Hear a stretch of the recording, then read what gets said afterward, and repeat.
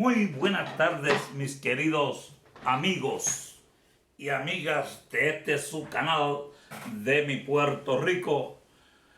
Su amigo de siempre, Emilio Rivera Pérez, desde el hermoso pueblo de Bonito, para llevarle un nuevo video, una nueva información, esperando como siempre que sea del agrado de cada uno de ustedes, que lo vean, vayan a mi canal de YouTube, se suscriban y le den like.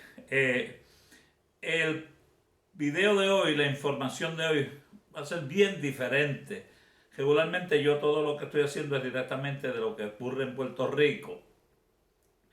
Pero a veces tenemos que mirar hacia los países vecinos y ver qué cosas están ocurriendo en dichos países. Y a mí hay un país aquí de Centroamérica que me ha llamado mucho la atención. Y hace 2 años llevo escuchando, mirando, estudiando la política de este país de Centroamérica que se llama El Salvador. El país más pequeño de esa región le llaman el pulgarcito de América. Y entonces, pues, desde que vino el nuevo presidente de esa República Hermana del Salvador, pues yo he estado leyendo y buscando, ¿verdad?, información, cómo ese nuevo presidente pues, ha transformado ese país. Pero yo jamás pensé que en El Salvador fuera un país que haya tanta corrupción, ¿verdad? Porque la corrupción existe en casi todos los países del mundo, ¿verdad? Pero en El Salvador es una cosa increíble lo que he podido leer y escuchar y ver a través de los videos, que fuera un país donde haya tanta corrupción, pero corrupción desde los presidentes, los diputados, los ministros de gabinete, los alcaldes, los concejales, ¿verdad? Porque prácticamente todos son unos corruptos, y hombres y mujeres en muchas partes. Aquí en Puerto Rico, por ejemplo, existe la corrupción, pero dentro de esa corrupción que existe en mi país, Puerto Rico, pues no ha habido un gobernador que ha sido acusado y metido preso por defalcar el país.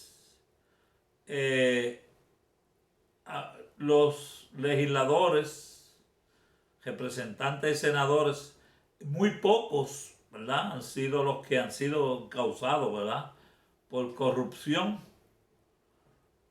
Sí, los ministros de las diferentes carteras tampoco, ¿verdad?, a su excepción que ha habido uno que otro, pero sí, la corrupción mayormente en Puerto Rico es a través de los que, los advenedizos, los que se pegan por el lado, ¿verdad?, los que dan favores y empiezan ¿verdad?, a buscar hacia atrás. Aquí la corrupción es eso, los que se meten por el lado, ¿verdad?, y se cuelan en las diferentes carteras y ministerios, etcétera, o ayudantes de legisladores, etcétera, etcétera. Ahí existe, ¿verdad?, mucha la corrupción. Pero en El Salvador, como le dije, desde los presidentes, los diputados, los alcaldes, los ministros, los concejales, o sea que es una gama de corrupción increíble.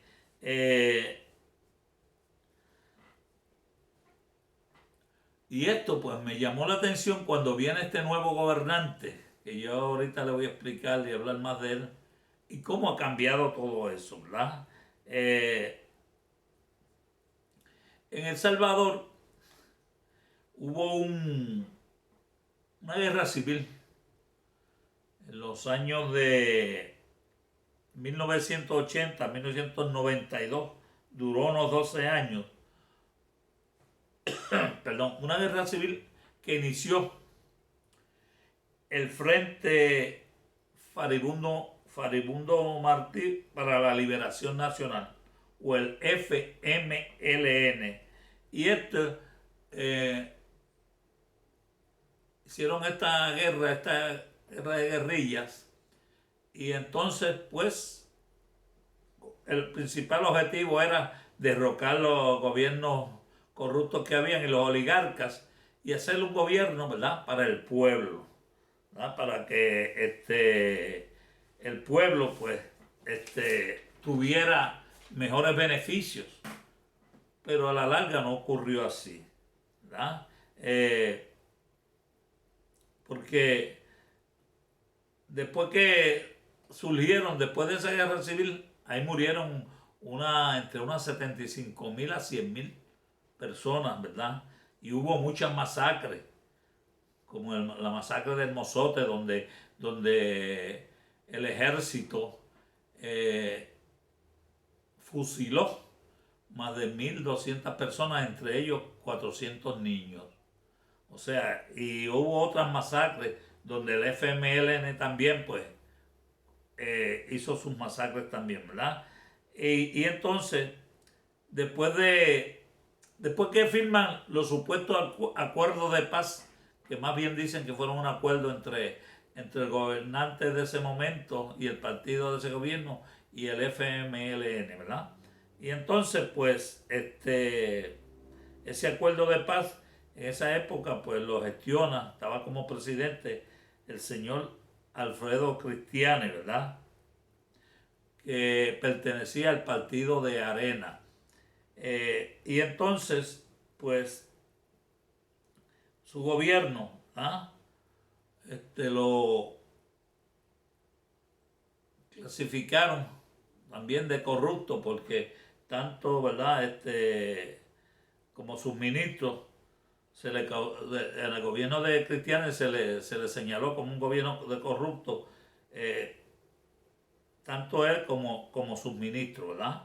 O sea que ahí empezaron los verdaderos problemas, porque los gobiernos que vinieron no vinieron, ¿verdad?, a mejorar las condiciones del pueblo, sino que vinieron a enriquecerse. Entonces el FMLN, después que inician los acuerdos esos de paz, pues forma una formación política y se convierte en partido político. Pero le cogió un tiempo, ¿verdad?, llegar al poder, al gobierno, pero llegaron. Pero después de Cristiani, el otro presidente fue el señor Armando Calderón Sol, y también se le acusó, ¿verdad?, de corrupción en su gobierno. Luego de Armando Calderón Sol, vino el señor Francisco Flores y fue acusado de robarse los millones de dólares que envió el gobierno de Taiwán, ¿verdad?, y fue preso y murió, ¿verdad?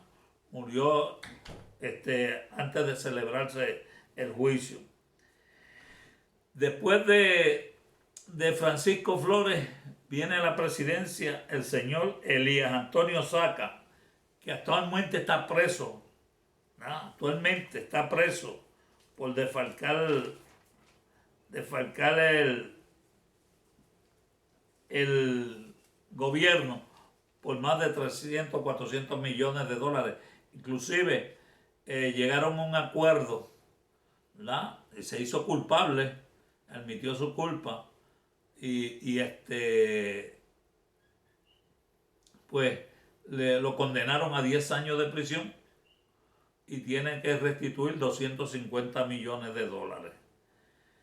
Bien, después de Tony Saca, como le llamaban, viene el FMLN, postula como candidato a presidente a un periodista de nombre Mauricio Funes y logran ganar la presidencia por primera vez. Eso fue en el 2008, por ahí, el 2013. Y logran ganar la presidencia con Mauricio Funes, Y Mauricio Funes, pues se esperaba que como ese era el partido del pueblo, de los pobres, de eso, pues mire, usted sabe lo que hizo este señor Mauricio Funes.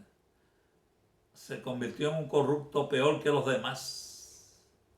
Tan es así que cuando termina la presidencia tuvo que irse exiliado hacia Nicaragua con su amigo Daniel Ortega allá y se robó 350 millones de dólares del país. Allá está, ya obtuvo la ciudadanía nicaragüense, será para que no lo puedan extraditar. Bien, pues sale de gobierno y entra un nuevo gobierno del FMLN, ¿verdad? Esta vez fue por un guerrillero, el señor Salvador Sánchez Serén, y actualmente está investigado por la malversación de un montón de millones de dólares también. O sea que esto es increíble. Cuando yo empecé a ver todo esto, yo, pero caramba, esto es la corrupción a rajatabla. O sea que ahí el pueblo, pues, era todo para el gobierno. Pero no fueron también los presidentes. Luego entonces viene en el 2019 Nayib Armando Bukele Ortiz. Y este joven de 38 años cuando asumió el poder ha cambiado todo eso.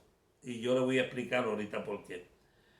Entonces, entre esos dos gobiernos de Arena y el FMLN, estuvieron en el poder por 30 años y se robaron o malversaron de 35.000 a 40.000 millones de dólares del pueblo salvadoreño. O sea que con eso, si esos gobiernos hubiesen sido más honestos, ese país pues hubiese estado mucho mejor. Bien, pero no solamente, ¿verdad?, fueron los presidentes, los diputados, que es lo mismo que aquí, que los senadores representantes, de ambos partidos, del FMLN y de Arena, que eran la mayoría, porque habían otros partidos, muchos partidos, estaba el PCD y el PCN, pues sus diputados, pues miren, eran otros corruptos en la Asamblea Legislativa. Y entonces, pues se le compraba con unos llamados maletines negros que mensualmente le enviaban con miles de dólares en esos maletines. Entre ellos está Norman Quijano, que fue alcalde de la capital de San Salvador, perteneciente al partido Arena. Otro corrupto, uno de los corruptos más grandes, Rodolfo Parker, ese pertenece al partido PCN, pero es solamente el candidato, ¿verdad?, el único diputado que hay actualmente. A ese Mauricio Funes creo que mensualmente le enviaba un maletín negro con 30.000 dólares mensuales, para que pues bregara y hablara a favor de él, etcétera.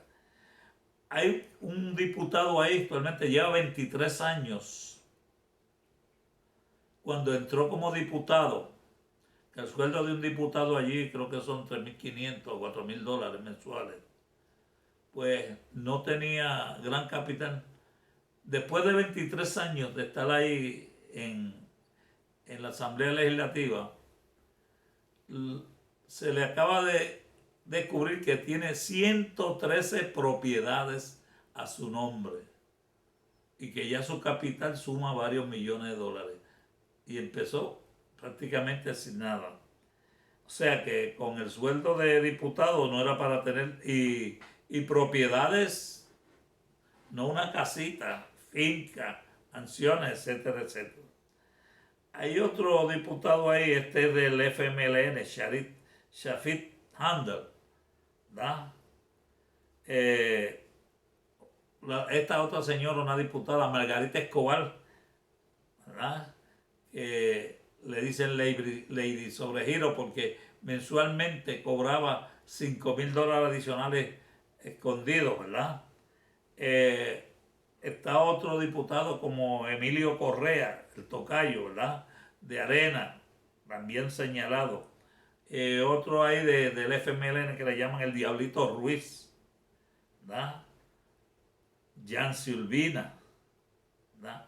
Cristina Cornejo, el Chato Vargas, Porfirio Cuadra, Ricardo Velázquez Parker. O sea que no hay uno que no sea corrupto.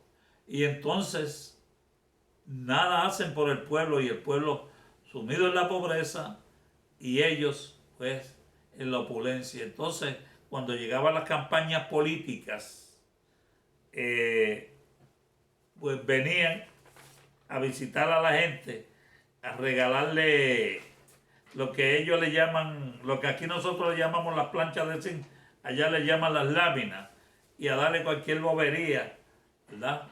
Para adquirir los votos, ¿no? Y entonces, pues, el otro problema que surgió después de la guerra civil, empezaron a surgir las gangas, que se les conocían como las maras, ¿verdad? Que fueron mayormente de salvadoreños que sacaron de Estados Unidos, ¿verdad? Los expatriaron hacia El Salvador, y entonces se fueron acentuando El Salvador y empezaron a formar unas gangas que le llaman las maras. Y estas maras empezaron a controlar, a saquear, a robar, a matar por encargo, a brindar protección, cobraban por brindar protección a los comercios, y el que no pues lo mataban, a secuestro. O sea que dicen que las maras mataron más personas que la misma guerra civil. Y entonces, bueno, que se le consideraba a El Salvador el segundo país más violento del mundo, porque los gobiernos no hacían nada en contra de esta mara. Es más, inclusive se ha probado que estos diputados se reunían con las maras para que las maras, a cambio de votos, ¿no? Inclusive ellos le pagaban a las maras y le conseguían armamento, etcétera, etcétera. Bien, y entonces pues ese problema de las maras pues puso a El Salvador ahí. Pero hay un joven salvadoreño de una de las familias más ricas de El Salvador. Y este joven, pues, él quiso hacer algo por su país. Quiso cambiarle. Lo han tildado de dictador, lo han tildado porque la oposición, como casi los ha eliminado, dan mil cosas, ¿no? Y entonces, pero él quiso, yo diría que es un proyecto político. Por eso yo escribí una columna que titulé El Salvador, una nueva revolución. Él quiso hacer como un proyecto político y entonces ingresó al partido FMLN porque todavía creía que ese partido iba a bregar por los pobres y por los menos desafortunados, ¿verdad? Y entonces, nomás eso no. Entonces, se fue y se postuló en uno de los pueblitos más pobres de El Salvador, el nuevo Cucuzclán. Y entonces se postuló para alcalde. Y ganó la alcaldía. Y en 5 años, ese joven de nombre Nayib Bukele convirtió ese pueblito prácticamente en una ciudad. Hizo un montón de cosas por la educación, bueno, fue tanto que lo invitaron de las Naciones Unidas para que fuera a hablar cómo fue posible que él transformó ese pueblo. Pues de ahí le sugirieron que se postulara para alcalde de la capital de San Salvador. Y se postula, ¿verdad?, por el FMLN. y arrasó la alcaldía. E hizo un montón de cosas en la alcaldía de San Salvador. Pero esto le trajo problemas con su partido, con los directivos del partido FMLN, porque él empezó a darse cuenta la corrupción que existía a nivel de gobierno central también, y que el partido pues no hacía nada. Es más, eran parte de ellos, muchos de los diputados que empezaron a hablar, a practicar esto de la corrupción. Y entonces entró el problema y decidieron sacarlo del partido FMLN, ¿no? Para que no se postulara. Y entonces pues él creó un movimiento que le llamó Nuevas Ideas. Y con ese movimiento empezó el público, la gente, a secundarlo. Pero como allí todo lo controlan los dos partidos mayoritarios, FMLN y Arena, pues el Tribunal Supremo Electoral le puso muchos obstáculos y no le permitieron que inscribiera su partido de Nuevas Ideas. Y entonces, para las elecciones del 2019. Entonces hay un partido minoritario que se llama Gana y le ofreció, se asociaron con él, le ofrecieron que se cogiera como su candidato a la presidencia. Pues mire, ese joven con ese pequeño partido pues logró ganar la presidencia con un 53%. No tuvo que ir ni a una segunda vuelta. Fue tanto el arraigo y la popularidad que adquirió, que el pueblo lo secundó, que ganó la presidencia con un 53%. ¿Qué pasa? La legislatura de los diputados pues no ganaron muchos escaños, porque este partido gana un partido pequeño, a lo sumo lograron 8 a 10 escaños. ¿Y qué pasa? Que el partido Arena y el FMLN, que se odiaban a muerte, pues al ver el auge que ha cogido este joven, pues se unieron y le hicieron la vida imposible. Nada de lo que presentaba querían aprobarle, y le ponían obstáculos y le ponían mil cosas. Entonces, pero él tenía una filosofía. Tiene. Él dice que el presupuesto de un país da si no lo malgastan o se lo roban. Y que $1 que se invierte en salud, en deportes, $1 que inviertan en deportes, se van a ahorrar 7 en salud y en seguridad. Y es verdad. Un joven que está en el deporte, es bien difícil que ingrese a delinquir y que ingrese a las maras. Y más bien porque estas maras obligaban a los jóvenes que entraran a la ganga, si no los mataban. O sea que era una cosa increíble estas maras. Y entonces, con esos postulados, más varios más que él mencionaba, pues empezó la presidencia en El Salvador en el 2019. Increíble lo que ha hecho ese presidente. Cuando vino la pandemia del COVID, las medidas que él tomó fueron aplaudidas por los países del mundo. Y han tenido, ¿verdad? Han podido controlar la pandemia, aún con los diputados yéndole en contra y no aprobándole dinero para el centro. Vino, por ejemplo, en salud, vino y creó un hospital. Mandó a construir un hospital para los pacientes de COVID, que es el hospital más moderno y mejor de El Salvador y quizás de Latinoamérica. Y de 26 camas que encontraron, de esas camas UCI que usan para los enfermos que están así con esa enfermedad grave, la llevó hasta 1000 camas de esas en ese hospital nuevo. Creó en la educación, ahora le dio una computadora para cada niño, pero una computadora con todos los hierros, como hacemos aquí en Puerto Rico, ¿verdad? Para cada niño de escuelas públicas de El Salvador, ¿verdad? En, lo, en las obras públicas han hecho una serie de carreteras y bypass increíbles. ¿Ah?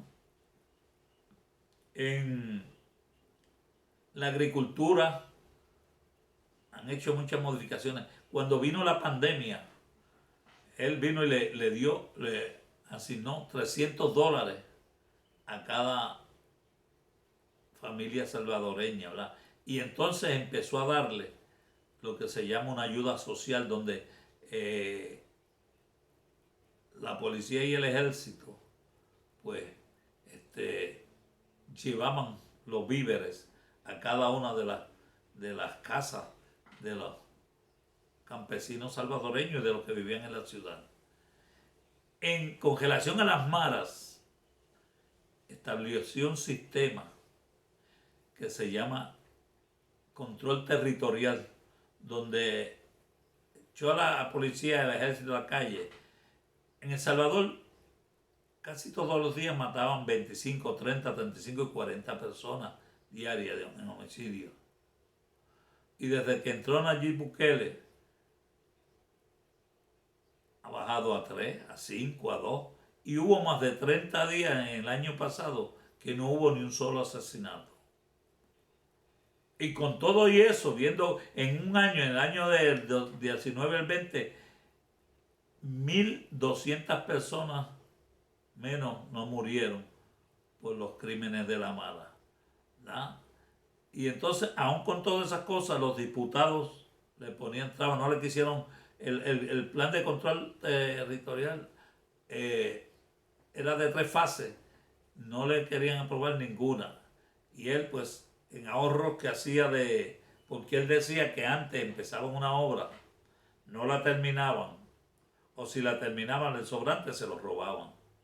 Pero, por ejemplo, en el hospital ese nuevo en San Salvador, sobraron $10 millones, pues lo usó para otras cosas, o sea que no se lo tenía que robar, lo usó en otras cosas.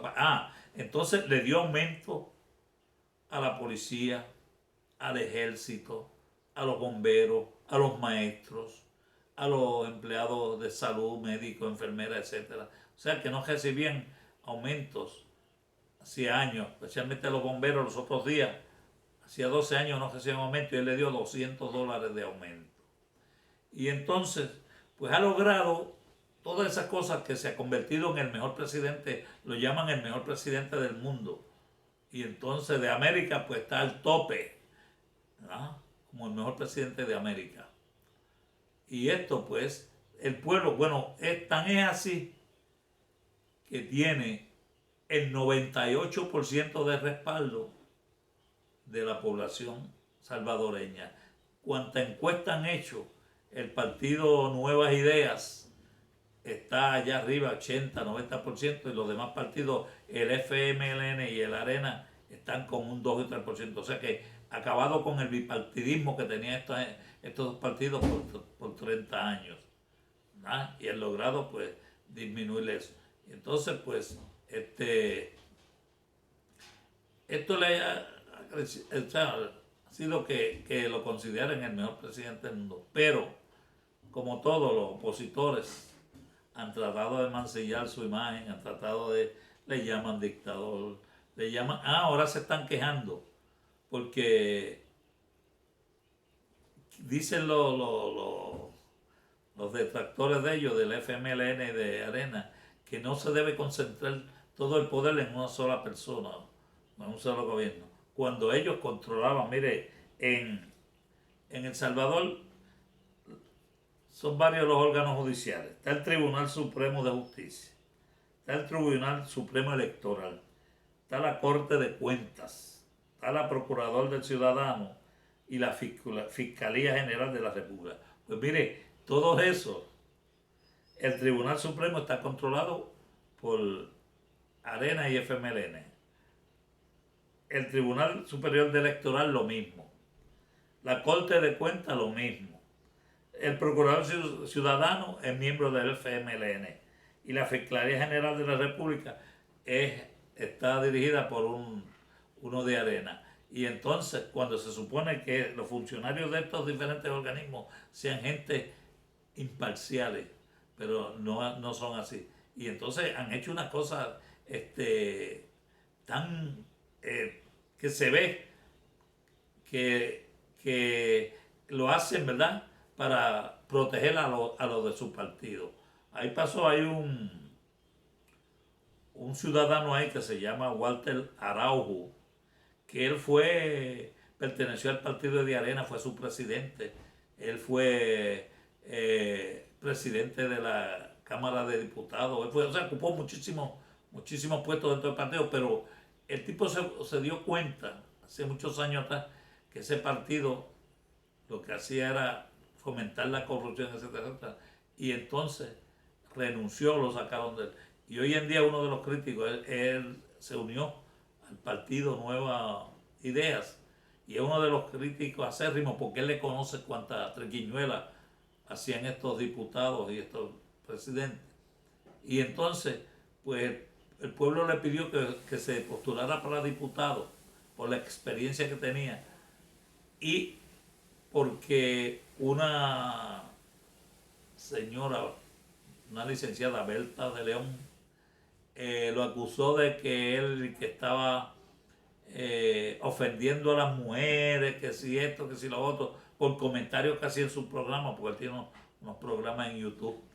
Y entonces, pues el Tribunal Electoral, por esa bobería, pues lo inhabilitó para que fuera candidato a diputado por San Salvador, cuando se decía que Walter Araujo iba el más votos que iba a sacar.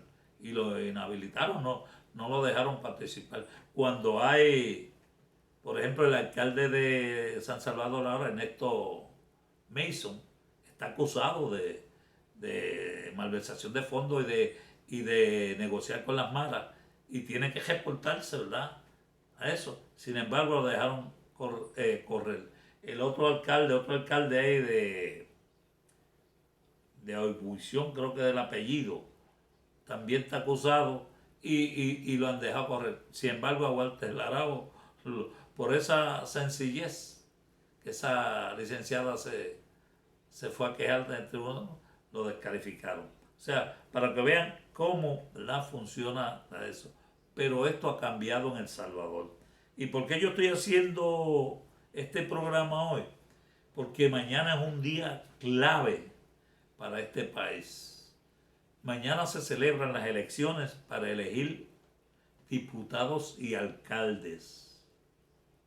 Y entonces se espera que los candidatos especialmente de Nuevas Ideas arrasen, y los de Gana también, y los del FMLN y Arena, pues, y los demás partidos minoritarios, algunos que otros diputados. Bueno, se espera que Nueva Idea saque un promedio de entre 56 a 60 diputados, y con 56 controlan la asamblea, ¿no?, porque son 84 diputados por todo, y más lo de Gana que están en alianza con Nueva Idea, se espera que entre los dos saquen más de 70.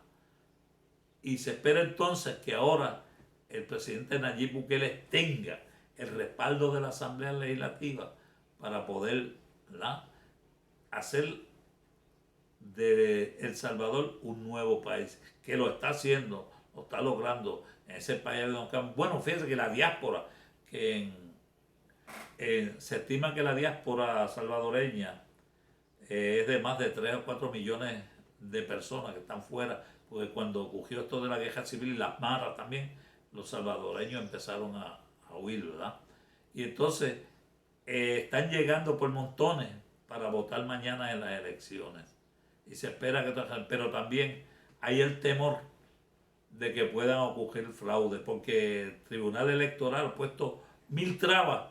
Es más, estaban diciendo que había que a lo mejor suspender las elecciones, porque no estaban bueno, van a tratar de hacer lo más posible para poder cometer fraude, etcétera, pero se le va a hacer bien difícil de acuerdo a lo que dicen muchos analistas. Además de que en El Salvador hay un promedio de más de 10 o 12 o 15 youtubers que están todo el tiempo en las redes sociales y todos están con el gobierno de Nayib Bukele, porque es el gobierno que ese país ha puesto su esperanza para que El Salvador se convierta en un país que no sea peligroso, en un país, ¿verdad?, que la gente no tenga que irse y entonces que reciban los servicios en su país gratis y no tengan que estar, ¿verdad?, sacrificándose. Y eso pues se ha logrado con este gobernante que ahora mismo tiene 40 años, un joven millennial, ¿ah?, y que ha logrado captar la atención del mundo y la de sus paisanos más. Y por eso, ¿verdad?, yo me puse a estudiar, ¿verdad?, este fenómeno que está ocurriendo en El Salvador. Y mañana, pues, es el día crucial para los salvadoreños. Así que yo espero, y espero en Dios, ¿verdad?, que logren, ¿verdad?, ganar esos diputados, porque lo que hay es un choque de viejos y viejas con el respeto que se merecen, ¿verdad?, la gente de mayor edad, pero es que se han perpetuado ahí en el poder y no hacen nada, robando y enriqueciéndose. Así que esperemos en Dios que mañana El Salvador, como dice Walter Arabo, una nueva revolución, sea un nuevo país, ¿verdad?, cuando elijan los diputados y saquen a todos los que hay ahora para gobernar para el pueblo y que el pueblo tenga el poder en sus manos. Así que mi gente, ha sido un placer tratar de llevarle esta información. Un saludo caluroso, ¿verdad?, a los salvadoreños que viven aquí en Puerto Rico y, por ejemplo, aquí en Ay Bonito, ¿verdad?, el doctor Joel Tocaña. Hay muchos que viven en diferentes pueblos de la isla. Felicidades y que esperemos en Dios que de mañana en adelante van a tener un país progresista y del nuevo mundo. Así que se despide de ustedes, como siempre, su amigo Emilio Rivera Pérez. Espero que les guste este video, que vayan y le den like y se suscriban. Así que buenas tardes, que el Señor los bendiga siempre y los quiero mucho.